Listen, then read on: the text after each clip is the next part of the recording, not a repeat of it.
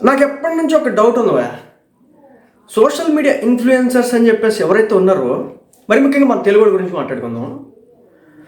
వీళ్ళకుండే సబ్స్క్రైబర్లు చూస్తే ఇంత, అదేవిధంగా వీళ్ళ పాపులారిటీ చూస్తే కనుక ఓకే.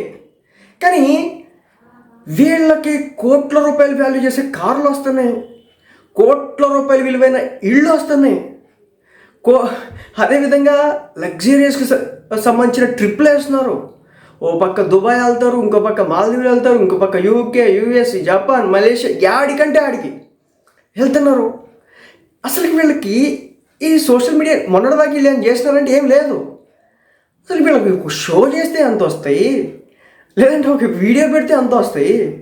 కానీ వీళ్ళకు ఉండే కోట్ల రూపాయల కార్లు, కోట్ల రూపాయల డూప్లెక్స్ హౌస్లు, అదేవిధంగా వీళ్ళు చూయించేటటువంటి ఆభరణాలు, నగలు ఎక్కడి నుంచి వస్తున్నాయి? మీకు ఏదైనా తెలిస్తే చెప్పండి.